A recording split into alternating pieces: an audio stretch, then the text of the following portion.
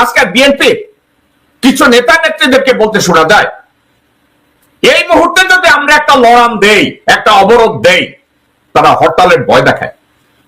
অথচ তাদের নেত্রী ছিল হাজতে, অন্যায় না করে, কোন অন্যায় করে না বেগম খালেদা জিয়া, কোন অন্যায়ের সাথে উনি জড়িত ছিলেন না।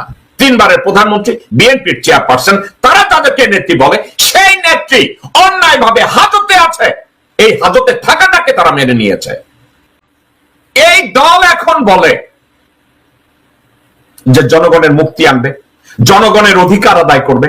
আপনাদেরকে বলেন একটা নির্বাচন দিলে সংস্কার করবে জনগণের প্রতিনিধি। দর্শকবৃন্দ, আপনারা কি যাদের সামনে বিএনপির